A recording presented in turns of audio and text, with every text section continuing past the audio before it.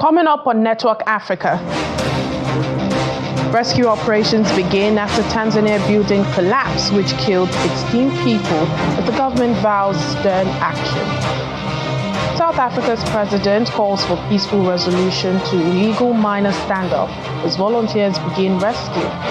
Plus, U.S. envoy to Sudan meets with Army Chief al-Burhan on his first visit to the country. Hello and welcome to Network Africa. I'm Layo Olarinde. We start off in Tanzania, where rescue efforts at a building collapse site have entered a fourth day. At least 16 people were killed and an unspecified number is still trapped in the rubble. Many have lost contact with relatives who they supposed were in the building at the time of the mishap. Tanzania's Prime Minister, Kassim Majaliwa, who attended some funerals of the victims, has vowed a non-stop rescue operation until the last person is out. He has also ordered an audit of every building in Dar es Salaam's Kariakoo area. More than 80 people have so far been rescued from the 4-story building that went down in Dar es Salaam. Now, South Africa's President Cyril Ramaphosa is urging a peaceful resolution to the standoff between police and illegal miners at an abandoned mine in the northwest of the country. In his weekly newsletter, he called the situation precarious, saying it could turn volatile, but is urging the police to respect the miners' rights and their lives. He, however, described the mine as a crime scene and defended the police for blocking food and water supplies in a bid to force the workers out. More than 1,000 miners have resurfaced in recent weeks and been arrested, but it is being reported that the numbers still underground could range from hundreds to thousands. Meanwhile, local volunteers began rescue operations to free hundreds of miners who remain trapped underground in the illegal gold mine in Stilfontein. This came after a court ordered an end to restrictions over the weekend. Estimates suggest up to 4,000 people could be underground, with many initially refusing to surface due to fear of arrest and deportation, and some now too weak to be able to come up to surface. Well, more than 1,100 miners were arrested earlier this month when they exited a mine located about 140 kilometers south of Johannesburg as part of a major police operation, which also blocked supplies. We dropped the rope. It's a very long distance. The rope, after it reaches the ground, someone ties himself from down there, and then we pull the person down from down there to the surface. It's about plus minus 2 kilometers. Honestly, to make sure that the person is resurfacing is not easy. It demands a lot of manpower, and then we are not. Let's say we are not enough to do the work that we are doing, but we are still doing it. So it's very, very, very tiring. At least give us those resources, rope, gloves, water, food that must go to those people for strength as we are pulling them up. So we are saying police are here. Their contribution is lukewarm. Only way that we can communicate with them is by writing a letter and fastening it to the rope and take the message underground to almost 2,000 meters going down, and then they'll communicate with the letter. We now bring in our South Africa correspondent, Innocent Samosa, who's in Johannesburg, for more on this. Hello, Innocent. Thank you for your time. Well, a very good evening to you, colleague, and our viewers around the world. It's good to be with you. Innocent, we had this, spoke about this story yesterday, and, it doesn't seem to be changing. What is the latest at this time? What's the situation at Stilfontein? We understand volunteers are now, helping to bring out these miners. Well, illegal mining in South Africa continues to dominate the headlines here. In fact, we are told that an estimated 4,000 illegal miners remain underground in that abandoned mine shaft in the Northwest Province, which reports indicate that several may have already died because it's been some time. You would imagine the conditions down there. They don't have ventilation, they don't have oxygen, they don't have, sanitation, for a lack of a better term. So the conditions might have been challenging for them. Some might have died, unfortunately, but we're not sure. I'm just speculating here. But given the conditions down there, we're just speculating that some might have died. But also the number were provided by a community member who volunteered to assess the situation underground. This, of course, it was on Tuesday. But also the community members have repeatedly volunteered to go underground and attempt to rescue the trapped illegal miners. I don't know whether or not I should say trapped, or because some of them really said that they don't want to come out because they're scared that they will be, arrested. The police also have not gone down there simply because of the conditions, saying that it's dangerous to go down there. But also, other part of this is that in part, they say that those guys are heavily armed, so they don't want to risk their lives. But the Northwest Police spokesperson, that is Brigadier Sabata, told the public broadcaster that the police were working with the community members to bring the illegal miners back to the surface. But we do know now that most of those who were arrested, the 1,000 that was arrested, it was South Africans, Mozambicans, and also the Basotho nationals. Layo. Indeed, that was my next question to you. If, we know the nationalities of those that were arrested, but what consequences, are they likely to face now they have been arrested and are in police custody?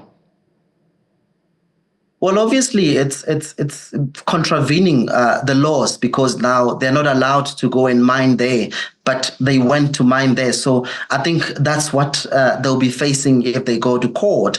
But that's the message that we have for now, that it's mostly South Africans. I would imagine, Layo, because the challenge also is the high unemployment rate in the country that also forces people to do such malicious activities.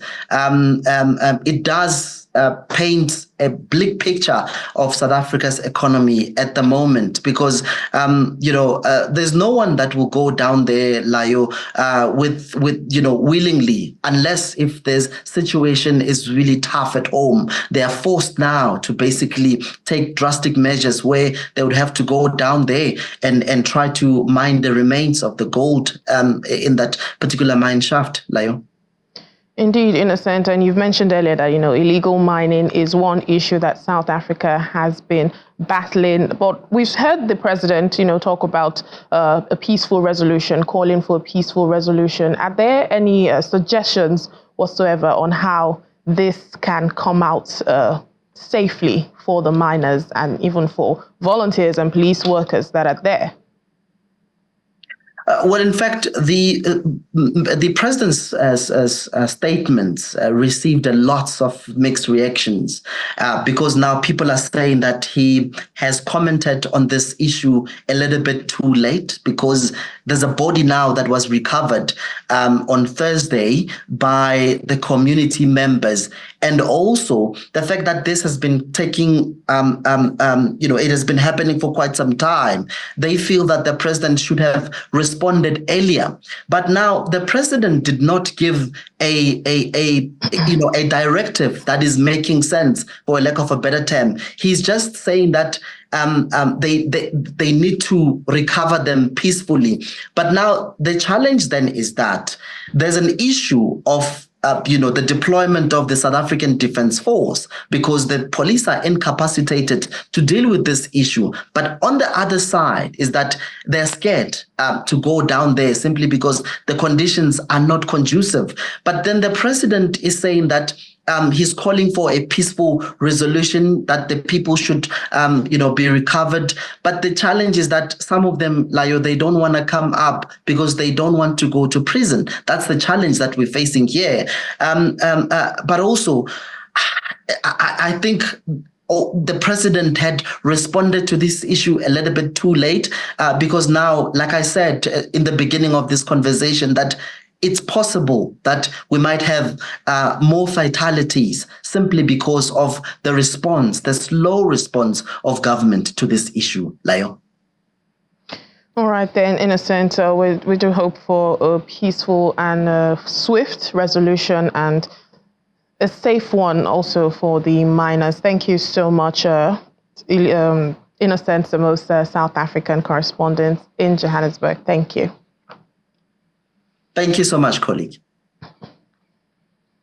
Well, earlier on, Innocent was at the 11th European House Ambrosetti Chief Executive Officer Dialogue on Southern Africa that held in Johannesburg. Now, this dialogue brought together a diverse group of leaders and experts from the African continent to discuss the key priorities for Southern Africa and also areas of collaboration with Europe and other countries. The event themed building an inclusive, influential community of leaders for growing their enterprises, their countries, and their continents, brought together over 200 influential business leaders, economists, ministers, and parliamentarians all around the world. SAPP and governments in the region should devise plans to address bottlenecks in the implementation of energy infrastructure integration, to ensure the creation of the regional power grid, strengthen transmission corridors. In her speech, South Africa's Minister of Transport, Baba Creasy, stated that the country is losing market share due to the vandalism of its railway infrastructure. I think that South Africa, as everybody knows, has experienced problems with regard to our freight tonnage and also our port efficiency since the COVID pandemic. We've had considerable vandalism of our rail infrastructure, and we've also had to reinvest and upgrade our equipment in our ports. And we're very conscious that we are no longer in a situation where we can sit back on our laurels. And as Transnet has to get its act together. The minister also spoke about some of the pressing challenges facing the region. The event also discussed the progress of the African Continental Free Trade Area. Pietro Manini is the Chief Executive Officer of TEHA. So there are important and great opportunities for business in the region as well. So we are looking at energy and agro-industry in Mozambique, mining and agro-industry in Zambia, in Zimbabwe, tourism in Botswana, energy in Namibia, in Angola as well. So it's a very important region for our global think tank. We are the #1 Italian management consulting and think tank, ranked also #4 in Europe and among the most respected in the world. Speaking to policies reforms that are needed to create a more conducive environment for business growth and investment across Africa, delegates here believe that regional economic integration and collaboration can help accelerate and strengthen Africa's political and business landscape. From Johannesburg, South Africa, Innocent Simos, Channels Television News. Let's take a break now on the program. Still to come, it's Get Set and Crawl for babies in Morocco as the country hosts the first baby crawl race in Africa and Arab world. And it's to promote infant health. Please join us again.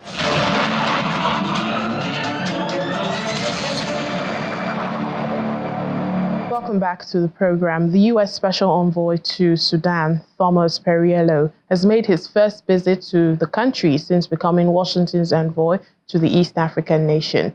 His mission is to facilitate a greater flow of aid to millions of people in need while calling for an end to the civil war. This is also the first visit by a senior U.S. official to the country since the war between the Sudanese armed forces and the paramilitary Rapid Support Forces began in April 2023. Mr. Perriello met with Sudan's Army Chief Abdel Fattah al-Burhan, as well as humanitarian government and tribal leaders. It was my honor to be here in Port Sudan today, to have an opportunity to meet with the Sudanese people and leaders from the Sovereign Transitional Council, as well as tribal leaders, in order to share the very clear message that the United States people continue to stand with the people of Sudan, as we have for decades, as we have across both Republican and Democratic administrations. We are proud to be the largest donor of humanitarian aid for those inside Sudan and those who have fled and stand as refugees now. We also share the aspiration for this war to end as soon as possible, to see an end to the horrific atrocities as we've seen recently in Jazeera State and elsewhere, and that we can continue to build to the aspirations of the Sudanese people to an inclusive democratic future. The UN Security Council has failed to adopt a resolution on the protection of civilians in Sudan with a veto from the Russian Federation. The result of the vote was 14 in favor, 1 against, and 0 abstention. Well, the draft resolution was put forward by the United Kingdom, who is presiding the presidency of the Council this month with Sierra Leone. Speaking in his national capacity, UK Secretary of State for Foreign, Commonwealth and Development Affairs David Lammy criticized Russia's veto, calling it a disgrace. One country stood in the way of the Council speaking with one voice. One country is the blocker. One country is the enemy of peace. This Russian veto is a disgrace. And it shows to the world yet again Russia's true colors. Shame on Putin for waging a war of aggression in Ukraine. Shame on Putin for using his mercenaries to spread conflict and violence across the African continent. And shame on Putin for pretending to be a partner of the global South while condemning Black Africans to further killing, further rape, further starvation in a brutal war. I asked the Russian representative, in all conscience, sitting there on his phone, how many more Sudanese have to be killed? How many more women have to be raped? How many more children have to go without food before Russia will act? Russia will have to explain itself to the entire United Nations membership now. While Britain doubles aid, Russia blocks aid access. While Britain works with our African partners, Russia vetoes their will. Mean, nasty, and cynical. Russia's veto today sends a message to the warring parties that they can now act with impunity, that they can ignore their commitments and responsibilities to protect their own people. Let me be clear, I will not stop calling for more action to protect the people of Sudan. I will not stop calling for more aid. I will not stop working with our partners in Africa and around the world to help. The UK will not forget Sudan.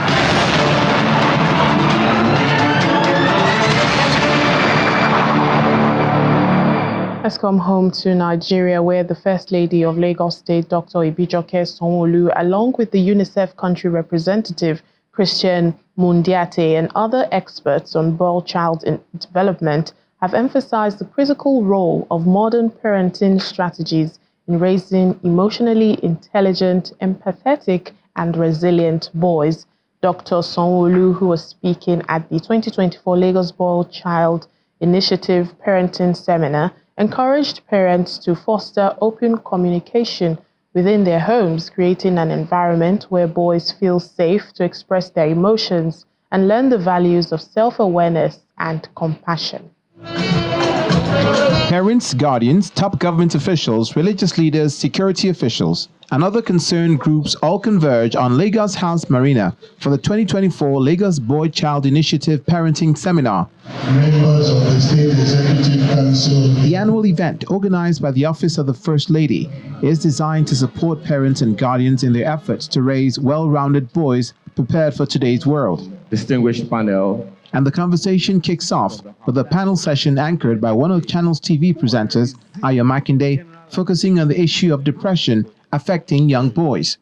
Children can have mental health problems. And indeed, boys have a unique set of mental health problems that they have higher risk of having. And that puts them at further risk of things like depression, when they get older. Some of them do drugs because they are depressed. Depression can lead to drug use. So what do you need to do as parents? Please, let's be involved in their world. Let's be intentional. Let's listen to them. Because if you don't listen to them, they won't listen to you. More needs to be done in terms of observance. As an intelligence officer, I would say that parents don't really pay much attention to observance. And that is the reason why we are having a society where there is moral decadence and there is a high level of crime more than ever before in Nigeria. We should allow our 5-year-olds to be children. We should allow them to cry and show emotions. There's nothing wrong with being a child. In all of this, it depends on the mind of the boy child we're talking about, where you're able to present different scenarios and you see different children with different ideas and upbringing, then you know that you can change some things about yourself. UNICEF's country representative, Christian Munduate, applauds the state government for coming up with the Boy Child Initiative and says it is important to balance support for both girls and boys for them to succeed. They all have the same rights. And this is how we look at children's rights from a UNICEF perspective. We make sure that they are protected, we make sure that we promote their rights, and we make sure that they can A, survive with the rights access to health and nutrition. Underscoring the need to support boys' physical, mental, emotional, and social well-being, Dr. Somolu urges participants to help shape boys into men of integrity. As parents, we must prioritize the holistic well-being of our sons. Raising boys today requires attention to their physical, mental, emotional, and social health. We cannot afford to overlook all these areas. Our society must be equipped to provide robust support systems through the schools, places of worship, and the community programs that strengthen our boys and prepare them to thrive in a rapidly changing world. The Lagos State government encourages parents to foster open communication within their homes, create an environment where boys feel safe to express their emotions, and learn the value of self-awareness and compassion.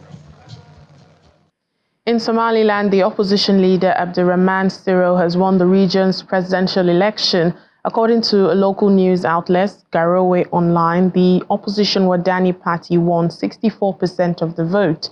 Incumbent President Muse Abdi, who was seeking the second term, won 35% in the polls that took place last week.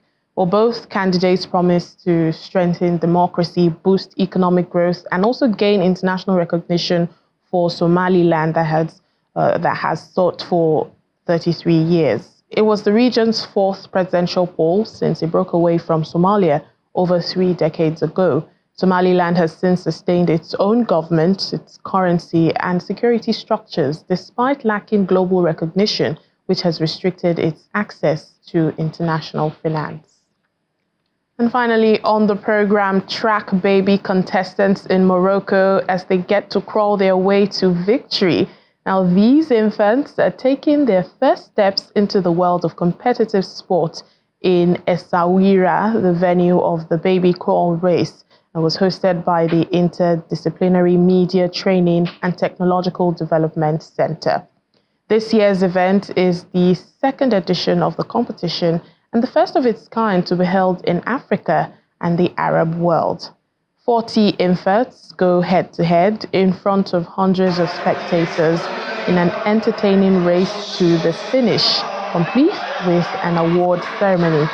Well, organizers say the event encourages infants to interact with their environment and serves as an innovative method for the optimal development of a child's nervous system during the early stages of growth.